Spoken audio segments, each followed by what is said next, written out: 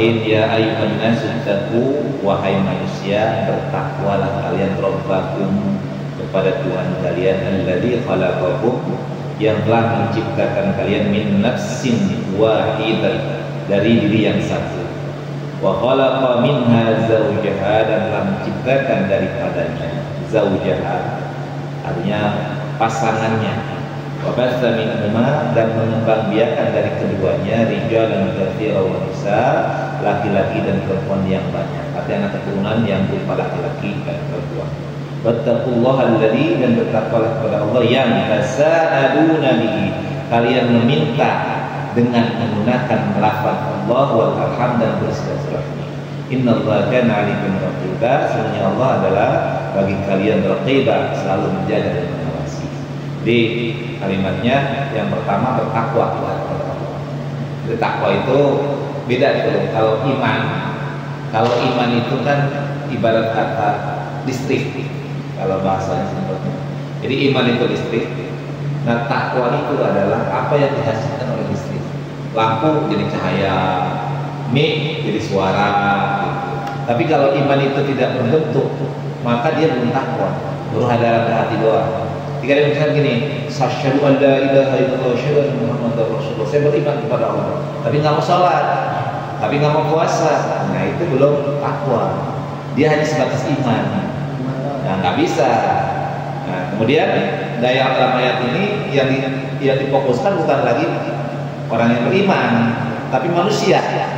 Ya ayuhan nas, jadi seluruh manusia. Wahai manusia seluruhnya, bertakwalah. Bertakwa itu bisa makna takut, taat gitu. Taatlah kepada Tuhan kalian.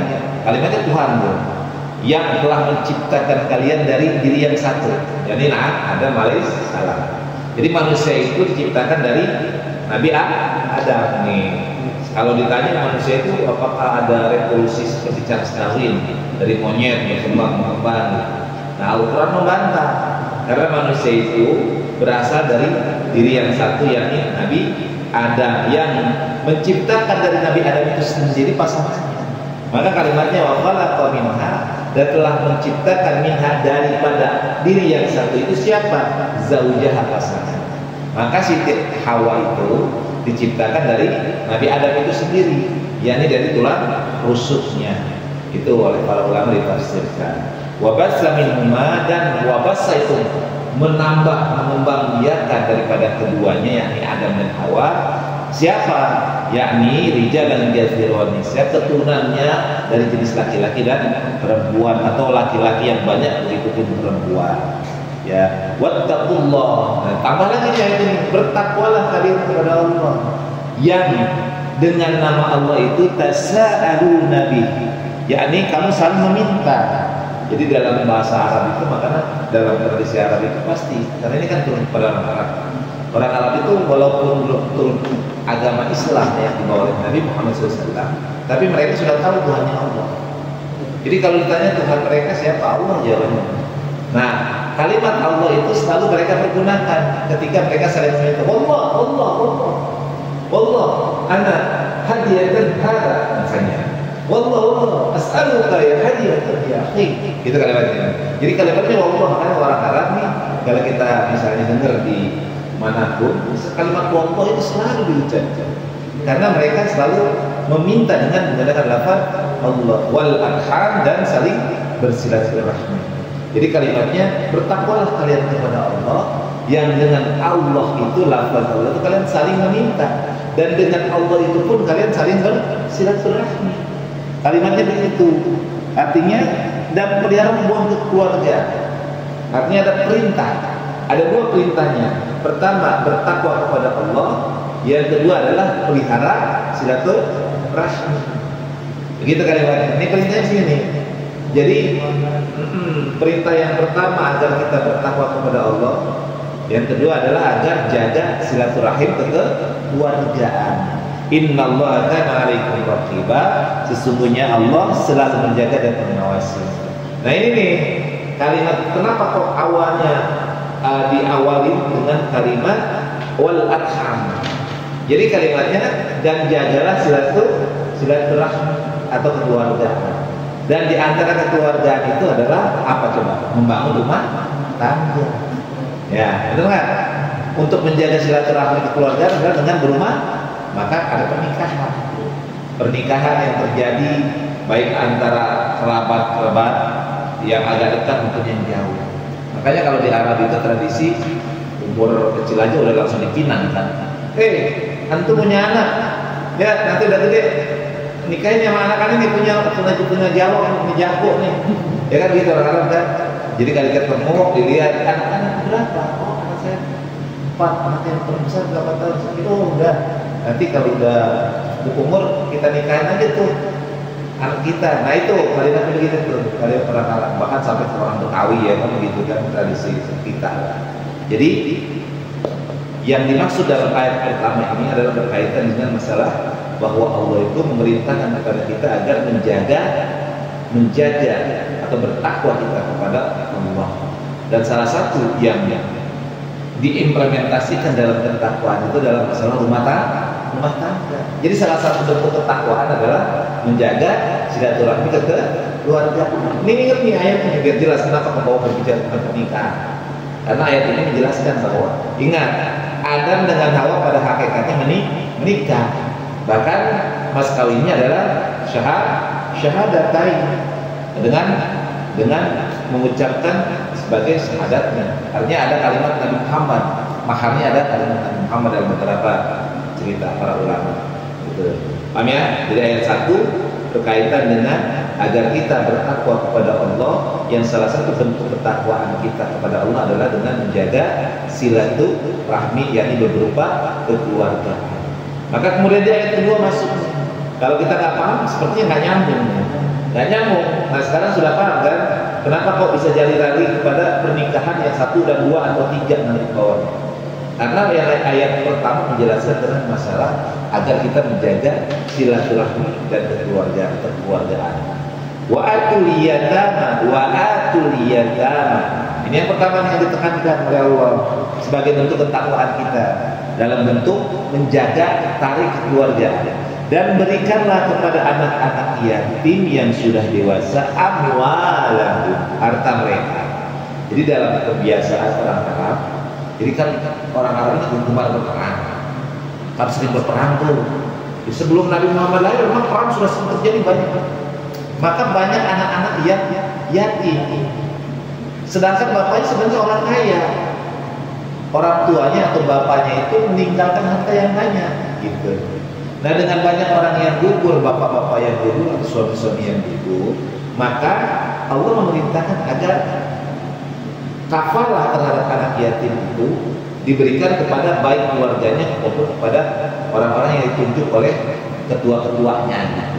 Maka kata Allah, wa atul yatama amwalahum. Berikanlah kepada anak-anak yatim itu harta mereka. Wala tatabaddalul khabitha bit-thayyib. Janganlah kamu menukar yang baik dengan yang buruk. Nah ini. Jadi kalau kita misalnya diamanah untuk menjaga anak yatim, adik, kakak, maka jaga harta. Jangan sampai harta dia yang diberikan yang buruk, yang baik kita simpan. Nggak boleh menukar sesuatu yang baik dengan yang buruk.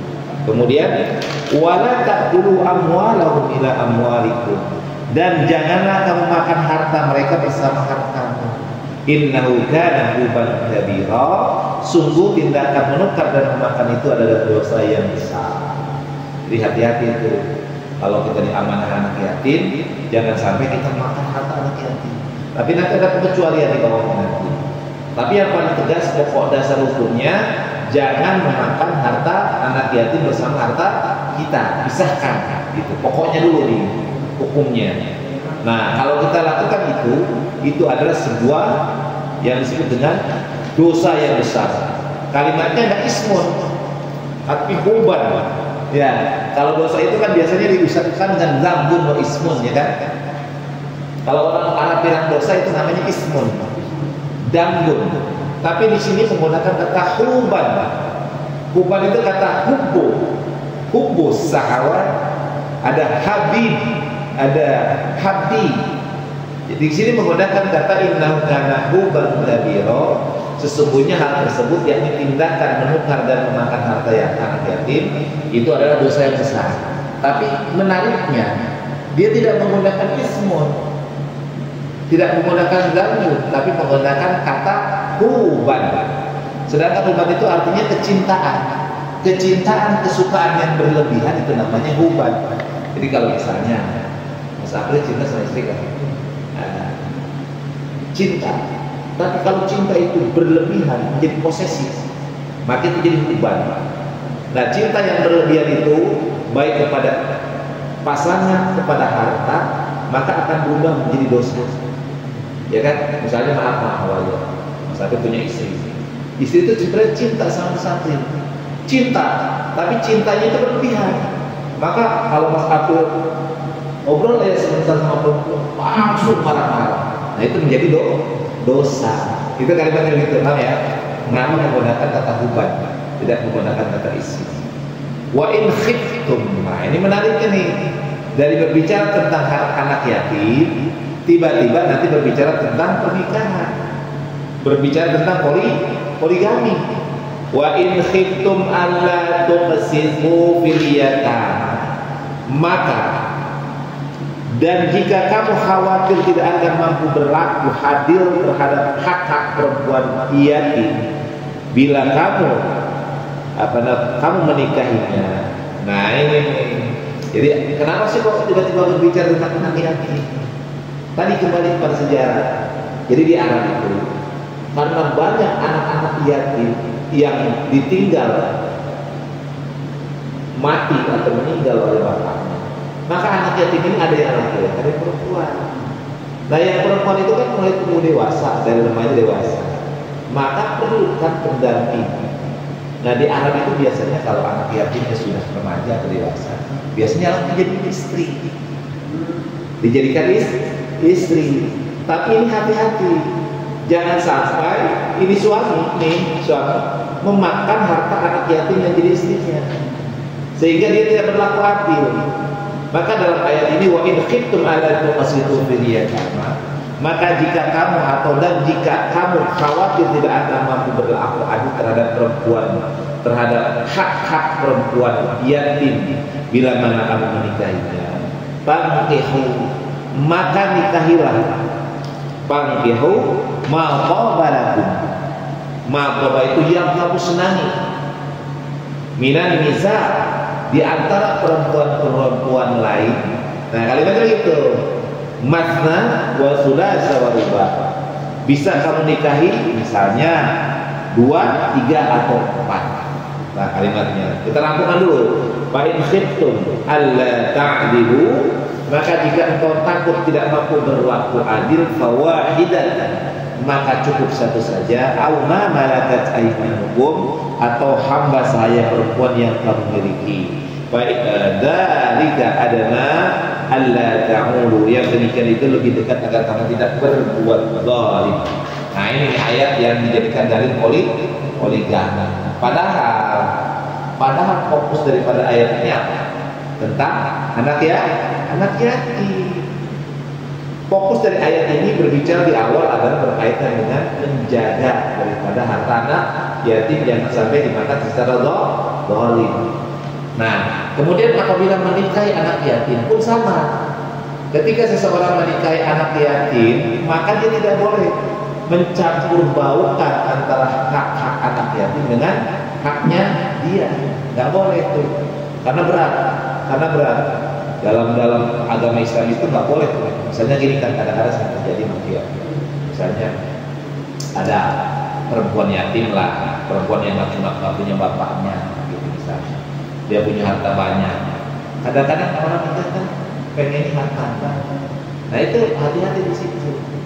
Jangan sampai kemudian menzalimi hak anak.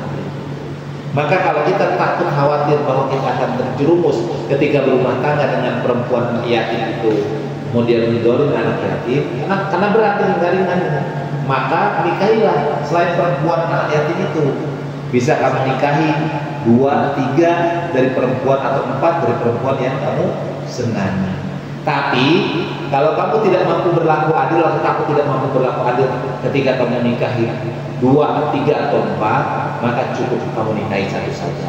Atau kamu nikahi hamba sahaya yang kamu miliki.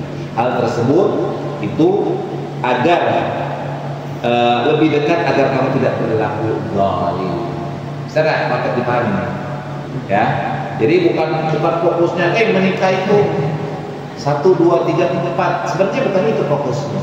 Tapi memang kemudian menjadi hukum bahwa di dalam Islam boleh menikah lebih dari 1 sampai maksimal hanya 4 saja. Tapi kalau tidak mampu berlaku adil atau takut akan menzalimi yang 1, maka lebih baik 1 saja. Jadi kalau kalian takut tidak mampu berlaku adil terhadap istri-istri kalian, maka cukup 1 atau malah aiman Quran hamba sahaya. Awasnya hati-hati jangan diterjemahkan hamba saya sebagai pembantu. Bahaya. Ini kita lihat bagaimana bangsa Arab pada saat itu. Jadi dalam tradisi Arab pada saat itu kan ada istilah hamba sahaya. Hamba sahaya itu siapa sih? Hamba sahaya itu orang yang tidak memiliki hak. Jadi hamba saya itu jiwa, raga, harta milik tuannya. Itu. Jadi bahasanya perbudakan. Budak. Dia tidak memiliki hak. Hanya adanya kewajiban. Itu namanya hamba saya. Jadi kalau dalam bahasa atau dalam budaya bangsa Arab itu kalau dia mengalahkan satu kelompok, maka kelompok itu diperbudak tuh. Artinya apa? Gak ada hak. Yang ada hanya kewajiban gitu. Diperbudak. Nah, pada saat itu jadi setiap keluarga yang cukup terpandang itu biasanya memiliki budak, baik laki-laki maupun perempuan. Nah, budak-budak ini boleh dinikahi, tapi tentunya tidak seberat dengan perempuan-perempuan yang ada pada saat itu. Jadi gini, kalau kita menikahi atau orang Arab menikahi perempuan yang dia adalah sama-sama terhormat, itu biasanya banyak syaratnya, persyaratannya banyak, harus ada ini, harus ada itu, wah pokoknya banyak deh. Nah kalau menikah budak tidak banyak, menikah budak hanya sekedar mengucapkan ijab dan kabul gitu, menentukan mahar seikhlasnya dan ijab dan kabul. Tapi kalau menikahnya antara yang merdeka saat itu, maka akan lebih ribet. Maka kemudian Al-Quran menjelaskan hal ini. Tapi jangan jadi hukum. Kan sekarang budak udah nggak ada kan, nggak ada budak kan, maka jangan ditafsirkan pembantu, jangan. Tapi itu dianggap sebagai seseorang yang tidak memiliki kemampuan atau dalam kategori fakir miskin. Makanya kalau menikahi seseorang perempuan misalnya dalam kondisi apa adanya, itu akan lebih bernilaikan ibadah daripada kita menikahi modus karena harta. Kami ya, kita lanjutkan. Wa atun nisa sadaqatihinna nihlah. Nah ini yang pertegas. Dan berikanlah mas kawin atau mahar kepada perempuan yang kamu nikahi sebagai pemberian yang penuh rela. Jadi kalimatnya di situ adalah sadaqatihinna nihlah. Jadi mahar itu harus rela. Harus rela. Istri rela, suami jangan memberatkan. Jadi kalau menikahi, baik menikahi perempuan yatim, menikahi perempuan-perempuan yang biasa bukan yatim, maupun menikahi perempuan-perempuan miskin, tetap harus pakai mahar. Dan mahar itu adalah berdasarkan sesuatu yang sama-sama ikhlas. Fa in tibna lakum an syai'in min nafsin faqulu hani'an mari'a. Nah kembali lagi, kemudian jika mereka menyerahkan kepada kamu sebagian dari mas kawin itu dengan senang hati, maka terimalah dan nikmatlah pemberian itu dengan senang hati. Jadi kadang-kadang ada perempuan daya kalau nikah udah pakai aja mas kawinnya nggak apa-apa. Nah itu nggak masalah tuh, udah selesai kan. Ini udah ijab kabul, udah berumah tangga. Nah, kemudian di kemudian hari kata istrinya, ayah kan kemarin udah kasih mahar tuh, mau cincin mau apa. Dalam kondisi ayah pergunakan saja untuk usaha, pergunakan saja untuk apa, itu diperbolehkan. Maka kita pun harus istilah kata menerimanya sebagai sebuah pemberian yang dengan senang hati. Kemudian lanjut, wala tutusuffaha amwalakum allati ja'alallahu lakum qiyaman warzuqhum bi'aqsum wa qulu lahum qawlan ma'rufa. Dan janganlah kamu serahkan kepada orang yang belum sempurna akalnya harta mereka yang ada dalam kekuasaan kamu yang dijadikan Allah sebagai pokok kehidupan. Kemudian berikanlah mereka belanja dan pakaian dari hasil harta itu dan ucapkanlah kepada mereka perkataan yang baik. Jadi gini, kalau orang diamanahkan untuk mengkapal anak yatim, artinya mengkapal itu jiwa dan hartanya diserahkan kepada kita sebagai walinya, maka tidak boleh kita menyerahkan kapal harta itu kepada anak yatim itu kalau belum balik. Kalau belum balik itu ukurannya dewasa. Makanya dewasa itu ya usia-usia menjelang pernikahan. Biasanya menjelang usia 20 tahun. Balik kalau dalam bahasa agama itu balik itu kan yang disebut dengan balik itu sudah tertaklif hukum. Jadi kalau laki-laki balik umur 15 tahun atau dengan catatan laki-laki itu sudah mimpi basah, ya kan? Nah perempuan balik itu dikategorikan sebagai ketika sudah menstruasi. Jadi tapi kalimat di sini kalimatnya wala tu'tus sufaha amwalakum. As-sufaha as-sufaha itu yang belum sempurna akalnya. Jadi kembali ukurannya bukan umur. Ukurannya adalah akal, kedewasaan. Jadi walaupun umurnya misalnya sudah 20 tahun tapi belum dewasa, jangan serahkan dulu. Tapi serahkan kepada orang yang sudah sempurna akalnya, sudah dewasa. Dewasa itu artinya dia bisa memilah mana yang benar, mana yang salah. Dewasa itu mampu menyelesaikan masalah secara baik. Nah itu. Jadi kata Allah, jangan kau serahkan harta anak-anak yatim itu kepada mereka sampai mereka akalnya sempurna atau sudah dewasa atau sudah balik. Nah kemudian lanjutkan, apalagi harta itu jadikan pokok bagi mereka itu, misalnya tabungan untuk masa depan mereka. Kemudian berilah mereka belanja. Jadi kita boleh menggunakan harta mereka untuk mereka. Jadi boleh, misalnya mereka punya uang atau punya barang. Nah harta itu yang mereka miliki kita pergunakan untuk mereka, itu diperbolehkan. Jadi bukan hanya disimpan. Misalnya maaf, misalnya orang anak yatim ini punya sawah, punya kebun, punya binatang ternak ditinggalkan oleh orang tua, maka kita kasih makan dari hasil itu kalian gitu. Ya, iya dia. Tapi kita hati-hati jangan sampai kita makan. Kecuali ini ayat pengecualiannya, ya. Ayat pengecualiannya dijelaskan di bawah. Wa batalul yatama idza balagun nikah. Ini patokannya. Dan ujilah anak-anak yatim itu sampai mereka cukup umur untuk menikah. Jadi kalimat tadi sempurnakannya adalah ketika mereka siap untuk menikah. Jadi ketika mereka siap menikah, uji itu kedewasaannya. Kalau menurut kamu dia cukup untuk dewasa menerima daripada hartanya, maka berikanlah harta yatim itu kepada mereka. Kemudian jika menurut pendapat mereka telah cerdas, tuh, ya kan? Kalau menurut pendapatmu bahwa mereka sudah cerdas, rusdan kalimatnya, maka ya dilanjutkan. Artinya cerdas itu pandai memelihara harta, maka serahkanlah kepada mereka harta. Dan janganlah kamu memakan harta anak yatim itu melebihi batas kepatutan, dan janganlah kamu tergesa-gesa menyerahkannya sebelum mereka dewasa. Jadi kalimatnya gitu. Jadi kita ternyata masih boleh memakan harta anak yatim, tapi jangan berlebihan berdasarkan kepatutan. Ya, kemudian di akhir ayat ini bahwa barang siapa di antara dari antara pemelihara itu mampu, maka hendaklah dia menahan diri dari memakan harta anak yatim itu. Dan barang siapa miskin, maka bolehlah dia makan harta itu menurut cara yang takut. Kemudian apabila kamu menyerahkan harta itu kepada mereka, maka hendaklah kamu hendakkan saksi-saksi dan cukup Allah sebagai pengawas. Maka simpulannya daripada ayat yang terakhir ini adalah kita kalau menyerahkan anak yatim uji dulu kedewasaan mereka, dan waktunya adalah ketika mereka menjalani nikah. Nah, tapi ketika kita mengurus anak yatim itu, kita boleh mengkonsumsi atau menggunakan anak yatim, harta anak yatim, tapi tidak boleh berlebihan. Kalau bisa, kita jangan sampai, kalau kita orang yang berkecukupan, nggak perlulah kita memakan harta anak yatim itu. Ya, nah itu kurang lebih daripada apa yang dibaca oleh Mas Afri. Itu berkaitan dengan masalah satu, melihara anak yatim. Yang kedua, masalah menikah. Nah itu yang paling pokok. Ya, cukup ya. Cukup jelas, sudah pertanyaan?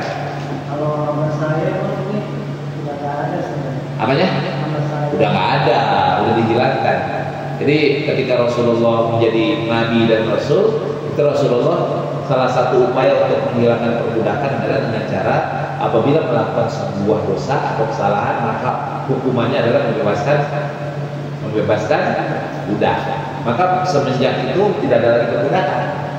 Jadi semenjak Rasulullah kemudian hijrah ke Madinah, itu Rasulullah hijrah ke Madinah tuh, ingat nggak ketika Rasulullah di akhir hayatnya ada budak beliau, mantan budak beliau, pelayan kalimatnya maula.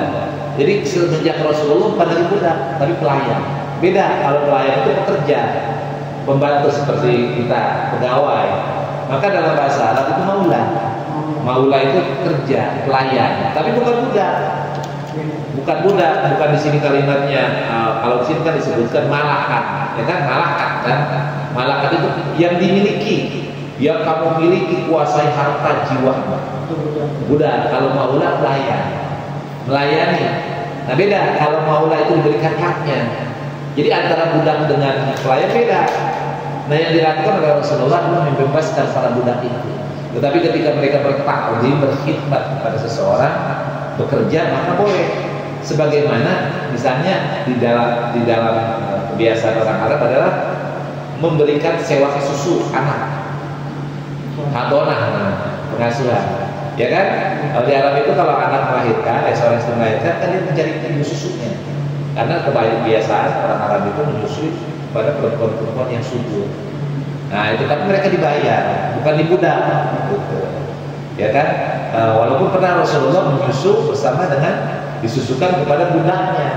Misalnya salah satu budak yang dikuasai oleh keluarga Rasulullah. Nah itu tidak dibayar kalau budak, tetapi kalau dia orang lain dibayar, itu disebut dengan pelayan. Tapi kalau sekarang jangan juga menafsirkan kalau begitu budak pelayan dong. Kan belum kita menikahi pelayan, bukan gitu kan. Pembantu nggak boleh, tetapi tetap posisinya harus tepat. Jadi perbudakan sudah tidak ada, adapun berubah menjadi pelayan. Pelayan itu adalah sebagai pekerja, pembantu, yang mereka memiliki hak sama seperti kita selama mereka punya pekerjaan. Cukup ya. Shadaqallahul azim. Alhamdulillahirabbil alamin.